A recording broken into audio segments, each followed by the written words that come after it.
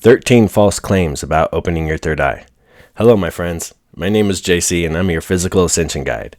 And today we're going to talk about these false claims about opening your third eye, why people want to open their third eye, what it really means, and we'll see what else we get into. So, first of all, let's talk about these 13 false claims. So I actually asked AI to help me with this list. Not that I really needed it. This is kind of an obvious thing for me, and I agree with everything it came up with 100%. I just wanted to see what it would come up with compared to what I teach and stuff, what it thought. And I just thought it was a really good list. So I want to share it with you. Okay, so I'm just going to kind of read it off my phone here. Number 1. This is the false claim that the third eye opening gives psychic powers or control. And that is definitely not true. If anything, it dissolves control. You realize there is no control. The true awakening dissolves the controller. Vision shifts from ego to divine awareness. That's what AI says. The true awakening dissolves the controller. And again, this is seen as through the way that I teach, okay? The way and the law. Number 2. It happens naturally. Just relax and let it. And that is true to an extent. A lot of people have contacted me saying, hey, this just happened to me, or they were kind of like in the situation I was where you're doing movements, not knowing what you were doing. You're just moving and all of a sudden this happened. So what this is talking about next is the actual physical process. Like most of us, even doing the movements is forcing it, right? That's what we're talking about, where it says here, modern bodies are blocked. The process must be assisted through breath, minerals, and disciplined work that moves the chrism oil, right? So, and you have to be disciplined to have it created in the first place. So, yes, it happens naturally, but we're still also helping it along. Most of us have to help it along. It's blocked in our body. It's supposed to be a natural flowing process, whether it's the minerals that we're lacking or just life itself, our lifestyle. There's all kinds of reasons. I think the stuff in our food, there's stuff in our water, there's all kinds of things stopping this process from naturally occurring. It's not just one thing. So, we modern bodies, we have to help this process occur. There was something else I was going to say about this. Oh, the minerals. I just want to pause here real quick in this list and let you know that on my own mineral journey, last month I started taking them right at my chrism oil time, and I had another extremely profound experience. This month is the first full month that I've taken them, and I just went through my cycle and nothing really significant happened. I was going through some stressful stuff in my personal life, and it kind of helped me get through that mentally. It really, because last time I felt like I unlocked some major magical stuff, where this time it was focused on this problem that I was having, and it actually helped me get through this problem in a way that I'm going to definitely come out on top. So, but nothing like the first time. So I don't know. And I was planning on not taking them this last week leading up to the oil, but I wasn't feeling any different. So I went ahead and continued to take them through the whole week. And it just was not like that first time. So again, another first time experience that was different. So that's, something to keep in mind with those cell salts. I think, together, definitely you still need the physical technique when it's your moment, right? And you're pushing this oil through the body. But I think that the salts at least help it be created. And, maybe that first time it was just a lot in there or something. I don't know. But, and I did a little bit of the technique this week, but just a little bit, just enough to kind of get it flowing again. Or I could feel the fluid flowing and stuff. I didn't do the full on, have the experience stuff, just because I was so stressed out and just not in a good headspace for that type of engagement at the moment, All right, so let's carry on with this list. Number 3, It's only imagination or visualization. It's anatomical. The cerebral spinal flow, sphenoid motion, and endocrine ignition visualization only guides focus. So it's not just imagination or visualization. Of course, that helps.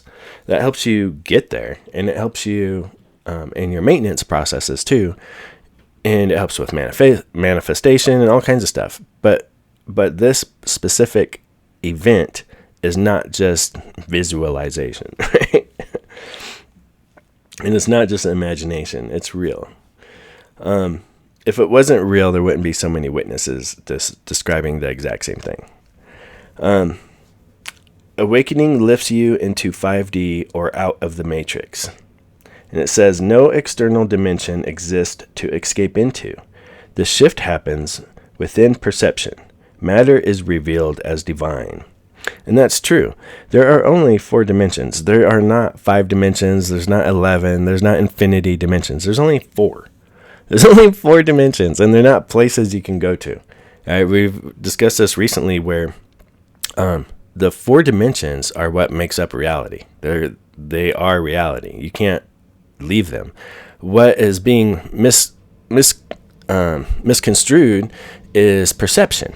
Right? It's real easy to step outside of human perception, and that's being in the physical world, and they're using that saying, oh, they're 5D aliens, or they're coming from another dimension, or they're demons or something. None of that is real. There are only 4. It's consciousness, energy, matter, and that creates the 5th reality that's in constant renewal. So these aren't places to go to. You can't go there. Right? That's not real.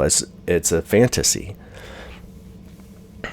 So perception is completely different. And perception means different things in itself. We're not just talking about physical things, but this spaceship is outside of your perception, right? But also your perception of something that happened may be different than someone standing right next to you. Or your perception of a color might be different than someone looking at the same thing as you. I saw a video today where this guy had something hot sitting on a stove, and he just went over and poked a hole in a drum. And there was a grid on the screen. And I went to the comments to say something about the drum, and noticed that all these comments were about the grid. And what happened is everyone's focused on what the guy's doing in the drum, that they didn't notice the grid until they went back, and they're like, oh, what's this? The grid was there. So it's people's perception, what they were focused on. I love this story.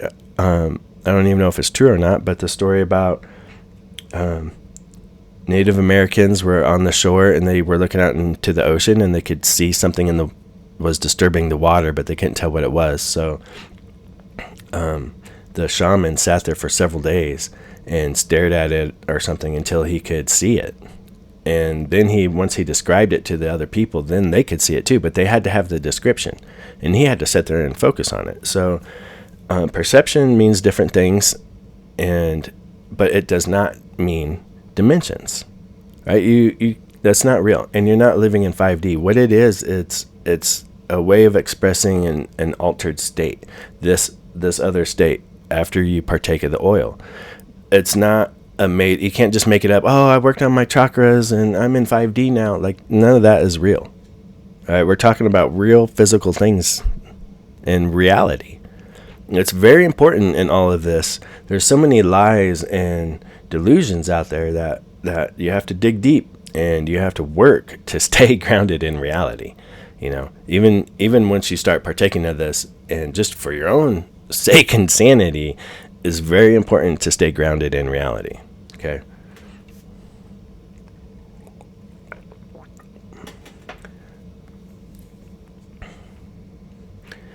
Let's see. Number 5. Awakening is the finish line. Oh, wait. I'm sorry. I need to say something else about the Matrix, okay, before we go on. Because number 4 was awakening lifts you into 5D and out of the Matrix. Okay, the Matrix, the simulation, those are words that we are using to describe reality that are not real. A simulation is not reality. A simulation is a computer man-made based simulation of reality, right? It's not reality itself. That's not how it works. We are not in a fake simulation thing. I don't believe that for 1 second. I believe that we are in reality, and that reality is alive. I know that sounds crazy, but that's what I believe, right? And that's provable. It's provable. Just look around. So the Matrix, I've had people say, "Oh, well, you're still here. You haven't escaped." And I'm like, what? That's crazy think to begin with. But there is no escaping the Matrix in that regard. And there's a couple different matrices too, right? There's that human matrix that we're all trapped in this system, right? I want to go be a farmer. I don't want to live here in the city. But I can't get out, right? So, and if I did, none of you, I kind of purposefully stay here, because if I leave, none of you would ever hear from me ever again. I would be gone into the wilderness, man.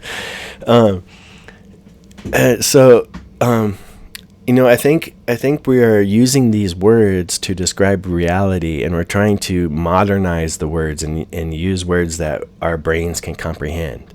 But, this is structured like a simulation from a computer. Well, no, the computer simulation is trying to copy this. We're saying it backwards, right? This stuff is real. We're in reality. Believe me, I'm one person that works extremely hard to stay grounded in reality. Extremely hard. There are times where I feel like I'm still on death row and all of this is just in my head. There's times where I have multiple personality disorder and complex PTSD. So I struggle with staying grounded in reality. And so I work very hard at it. And so it has to be provable. And what I feel it is provable. And, I've talked about it, and we can definitely get into that. If you have questions, let's talk. All right. Number 5, awakening is the finish line.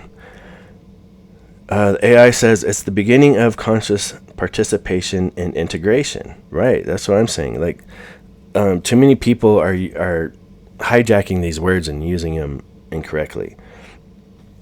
I'm awake, I'm awoke, and all this nonsense. I see it everywhere.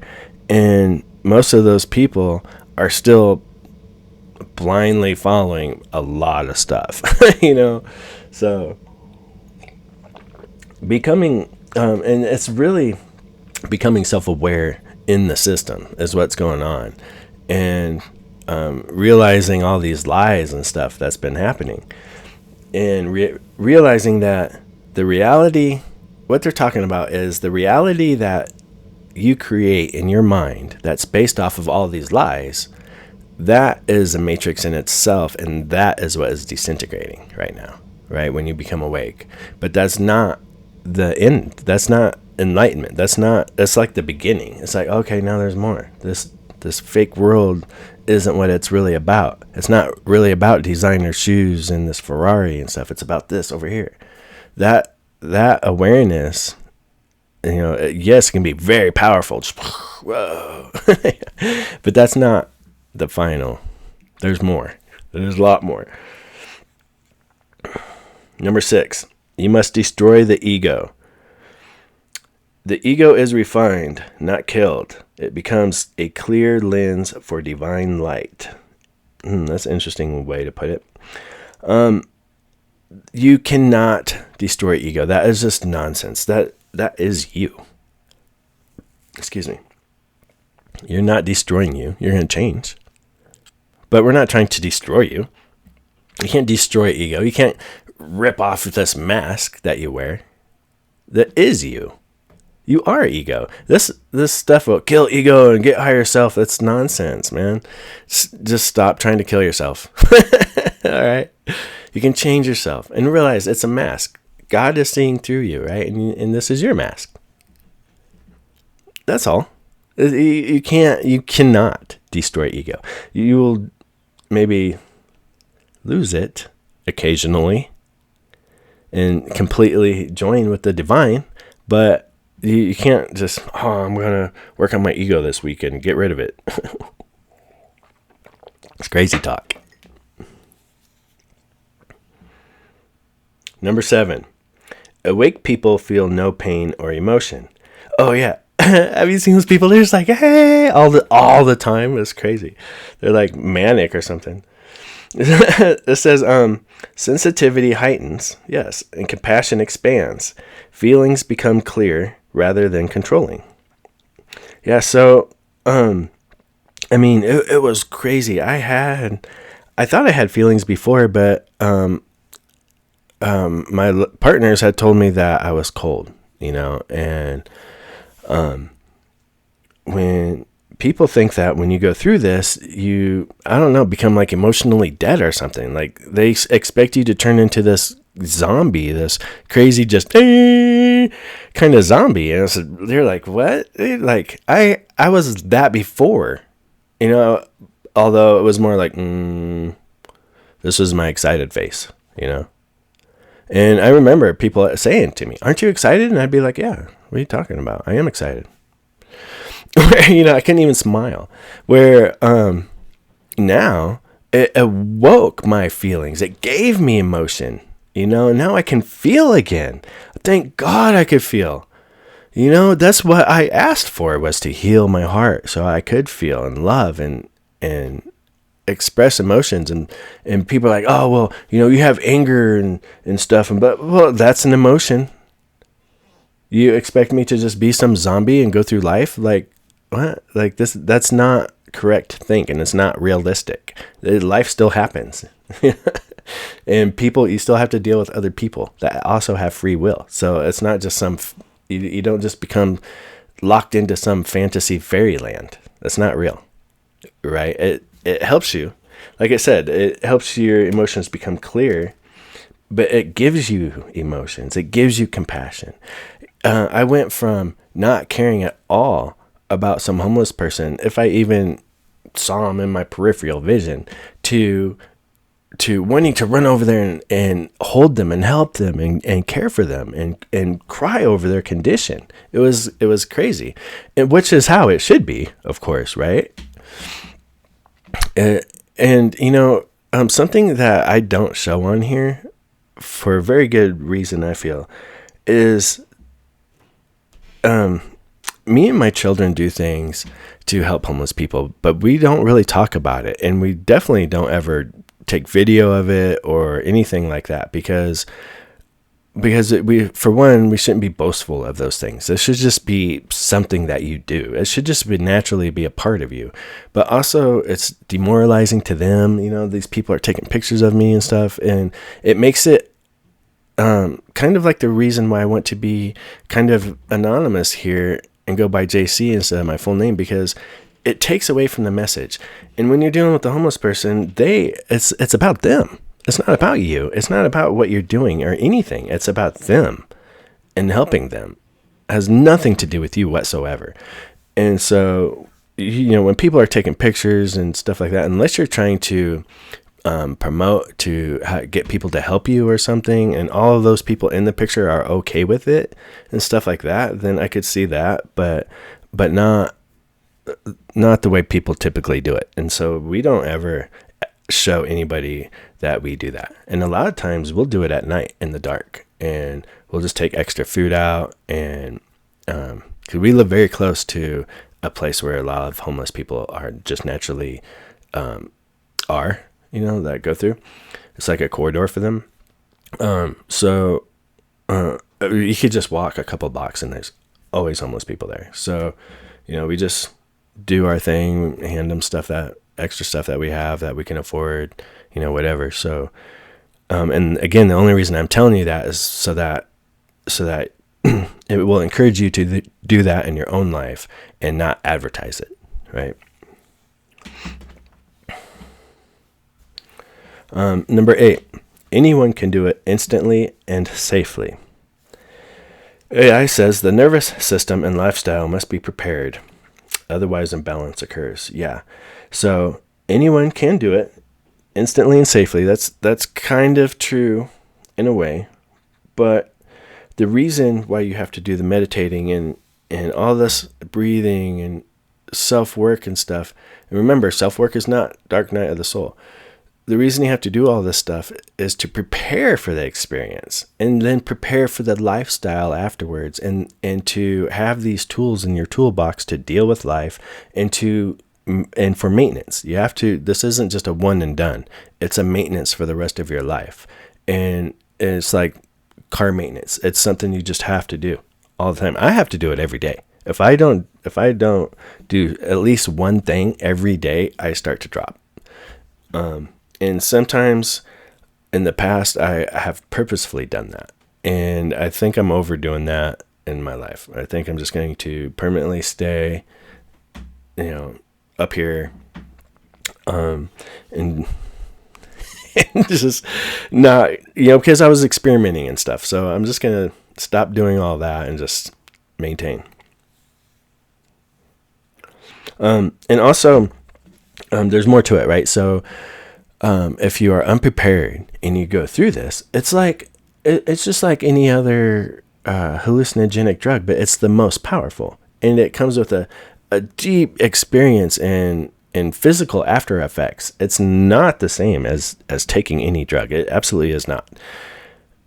It's just that these are cheap knockoffs of it, right? So even taking ayahuasca is a cheap knockoff of this experience. That's the closest you can get to it. Or a DMT trip, but it's still a knockoff, right? It's like eating knockoff Cheerios or something. I don't know how to explain it, but there's definitely more to this natural process than you can recreate by taking a drug. And but anyways, the point is that, let's say you have like a super powerful ayahuasca trip, but you weren't prepared at all. It just, all of a sudden, it just hits you. Right. And you have just some crazy experience, and let's say it wasn't good. Let's say it was super bad and you went to hell and all this crazy stuff happened to you, and you come out of that and you are not mentally prepared. You're probably going to kill yourself. And that has happened numerous times. That's why I expressly talk about that in my book.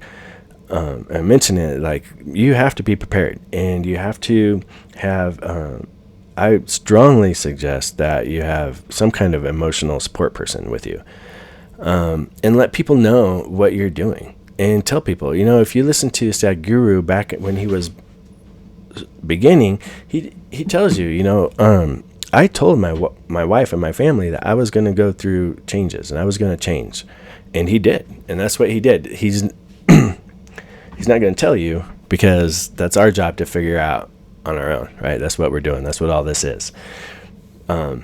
He's just kind of guiding us in a different way, if that makes any sense. So you definitely want to be prepared before you do this, like mentally, spiritually. You want to be in a good place. If you are in a bad place, it's like a trip. If you are in a bad place, you're going to have a bad trip mentally, right? So I remember one time I was doing DMT, trying to replicate this process, and I was just not feeling it. I was just having an off day, just something was just off. And I hit the DMT just one time, and immediately I saw these big, huge black snakes coiling up on each side. And I was like, nope, no more. Not today. Not today, Satan. So it definitely depends on your state of mind too. And that is something that all of these skills help you with. Right? This is how you work on yourself. I've been in mental health hospitals more than I can count, and treatment and counselors and stuff. And this process is the process. This is how you work on yourself. This is the deep breathing, the reconnecting to source, right? The meditating, the clearing your mind. You're not emptying your mind. You're focusing your mind is what it is. So, this is for everybody, and anyone can do it, but take the time to prepare yourself. Don't just treat it as some, drug. And also, like the spiritual psychosis afterwards is insane. People have just gone completely off the deep end. It's important to use these skills to help you ground in reality and maintain reality. Okay. Number 9, you can buy awakening through gurus, retreats, or substances. AI says only inner discipline and divine grace complete the circuit. Money can't purchase embodiment. That's right. And we just talked about that. Like, you can take ayahuasca, but it's not the same. It's definitely not the same. And when you go to a retreat, most people, like, the only time that they work on themselves is the short amount of time before the ceremony. They're not spending their whole life or months and months working on themselves, right? They're just going and treating it like a vacation. Oh, I'm going to go to heaven this weekend or something. I don't know what they think, but that's not real, because it's not aligning you spiritually with the divine, and you're not going to maintain that contact, and you're not actually going to you can make contact. I'm not going to say that you can't make contact through other methods. You can. It's the maintenance part mostly, and to fully align your whole being with this process and connecting with spirit, not just treating it as I'm going to live whatever type of life I want, and then I'll just go do this once in a while or once or whatever. This is about a full soul change, not just a weekend change, Oh, well, it made me quit smoking weed. No, this is, I'm going to meet God and be part of the divine type of thing. Okay, there's a difference. Gurus, let me touch your forehead and all this weird stuff, and I'll teach you how to hum and move your eyes, or stick your nose up your nasal passage or something. I don't know. Most of them want money from you, right? I would appreciate some donations too, but I'm not requiring any. I teach freely, most if they're teaching any truth, they should teach freely anyways. And I don't see why everyone's keeping it such a big secret. I think the world needs to know, and that's why I do what I do. I wouldn't pay a guru for anything other than, I have private sessions where you can get on there and we can have a one-on-one hour session, but I'm going to share truth with you, and I'm going to put you on a true path to meeting the divine, not just some weird, I don't know. I remember one time I paid $300 to this lady, and she was pretty good actually, but it wasn't worth $300. And she ended up kind of provoking the divorce between me and my wife, and which I thought was complete bullshit. She should have helped her. I think she should have helped both of us realize what was happening, first of all, because neither one of us knew. And I don't think this lady really knew either, honestly. So, and I don't think that I've ever met a spiritual coach who really knows anything about the oil or anything, any truth about the third eye awakening. I personally have not met one. They're still trying to do imaginary chakra energy work or something. I don't know, but that's not opening your third eye.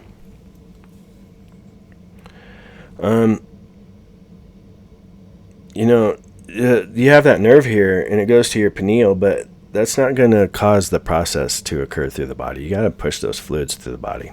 So, number 10, once awake, you see others as asleep. Real vision ends comparison. Real vision ends comparison. You recognize the same process in every being. Everyone, this whole thing, they're an NPC, they don't have a soul, and blah, blah, blah, and this and that. They're just people that are still asleep and everything. This awakening process is in everyone. They're just at different stages. You were at that stage once, probably, so don't be too harsh or too quick to judge others. And, I kind of think of it as you need people asleep around you to show you, to reflect off of you, right? Like, how would you know there was more if everyone was on it? It wouldn't be the same, would it? I don't know. But you stop comparing yourself to others so much. We're all one. It's, we're all at different stages. There's this person over here still hates everybody, and this person over here loves everybody, and I don't know, I'm somewhere in between. Yeah.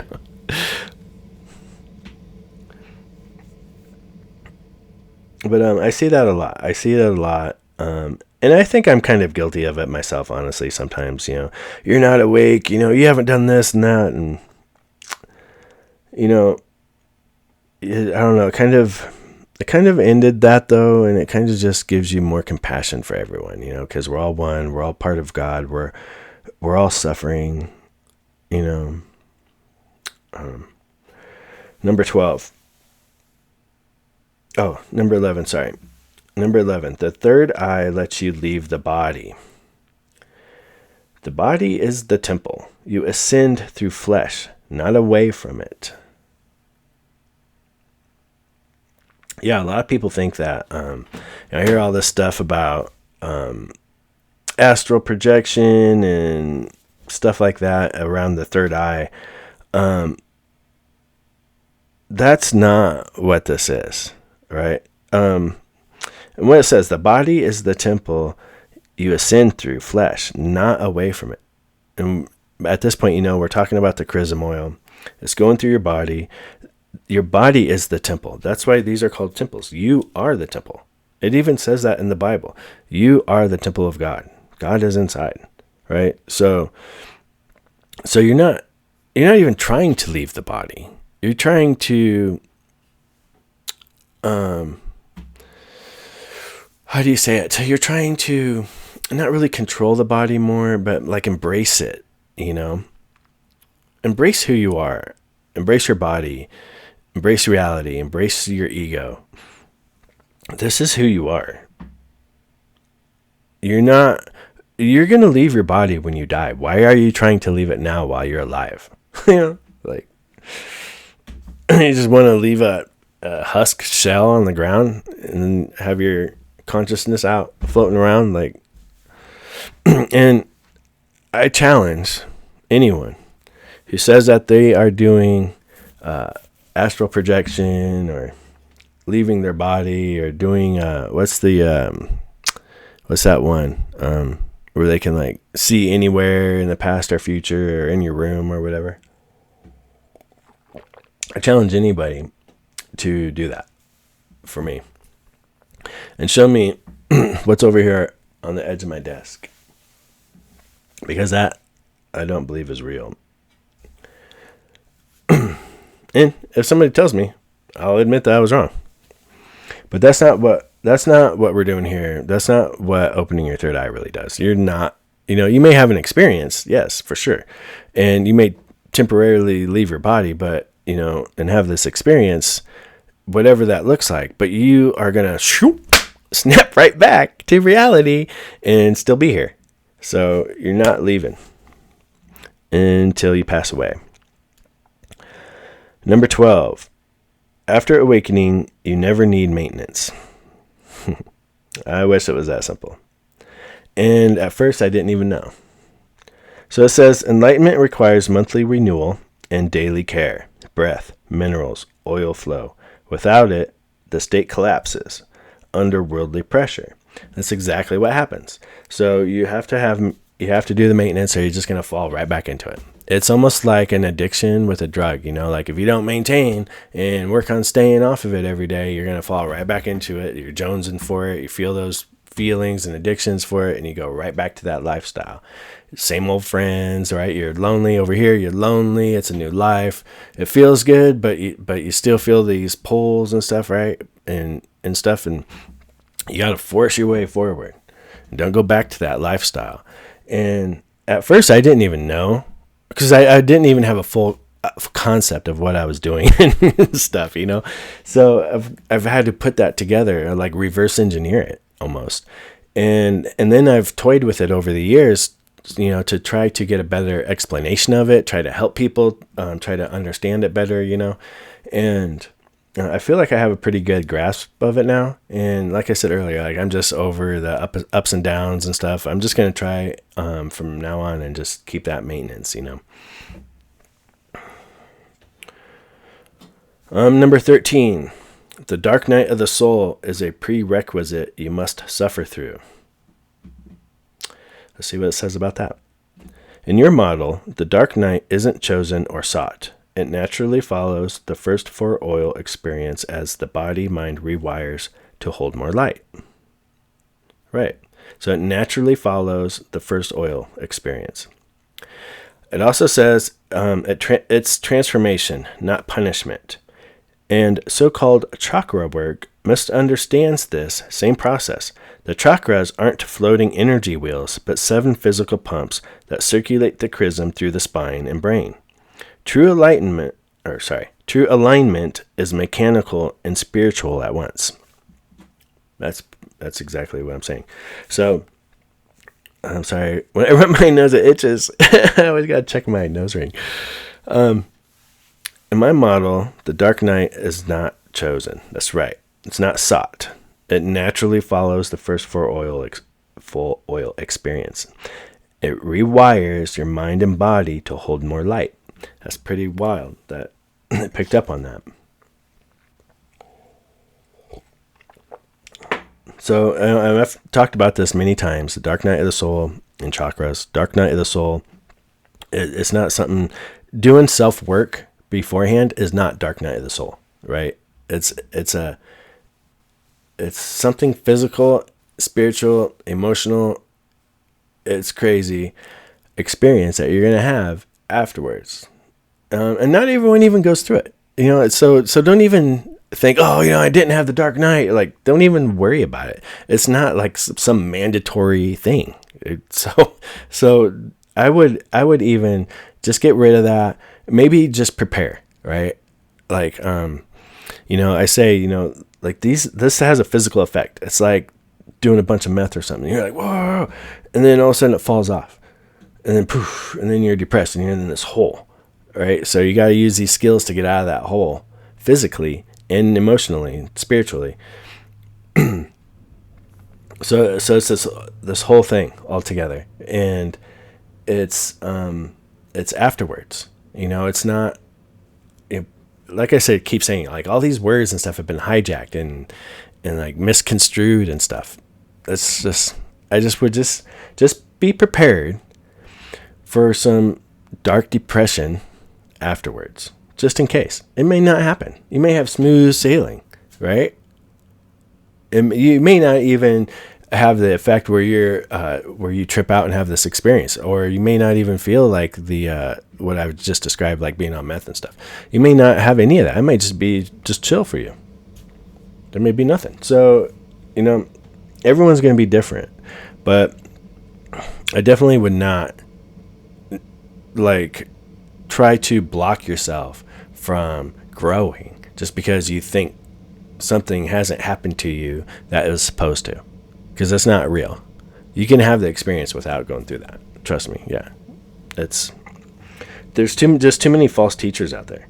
And the whole chakra thing is it gives me just so much. I have this chakra necklace that I want to wear, but I like it. It's kind of similar in size to this one, but I feel like I'm representing something false, because people, not because the image is false, is because people looking at it don't fully understand what it means. And so it puts a false thing in their head that isn't real. The power of symbology. It gives us a summary. It says, in the way and the law, awakening isn't mystic theater or emotional trial. It's the restoration of the body's sacred mechanics, the living temple of God, through consciousness tending of the oil, the breath, and the inner pumps that keep heaven and earth united. Yeah, that's pretty much it. It's the restoration of the body's sacred mechanics. That's what we're doing. It's people ignore the internal physical part of all of this. That's what we're revealing here. Yes, all this other stuff, the spiritual, the praying, the mental work, that's your consciousness work. That counts too, but there's a physical side. So there's physical, there's consciousness, energy, and matter.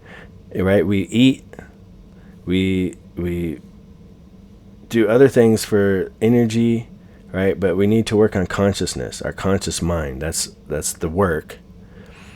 And then it all combines together, right? So it's not just about nurturing the matter or the energy. You have to nurture the consciousness too. And that helps with the oil and the breath and the pumps, right? Like I said, it keeps heaven and earth united. That's pretty cool that it says all that. So most seekers start off trying to open their third eye for personal gain, right? They see it as a tool. I'm going to get intuition. I'm going to get money. I'm going to do this or that, success, abundance. And that's not what it is. I have this little thing right now, just to kind of say, I kind of thought that too, right? I'm not going to lie. I know when I heard about third eye, I didn't know. I thought it was just the same thing as all of you. I had no idea that there was more to it. I thought, I had this picture of a pile of money on the wall, and I was like, I'm going to manifest this pile of cash, millions of dollars. Still trying to manifest that pile of cash. That's not how it works. This is not realistic, right? People are selling you pipe dreams. This is a way of God seeing through you. That's what this is. We're aligning with God and allowing Him to experience His own creation through us. That's how I see it.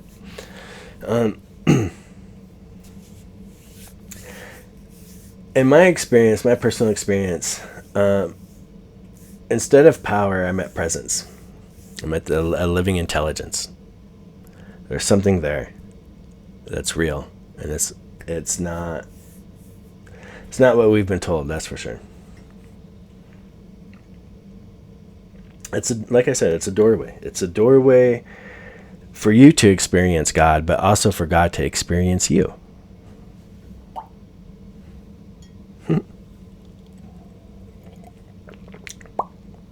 What a perfect little time for that. So, my friends, like I said, but this is more spiritual than I ever imagined. It is more real than I ever imagined.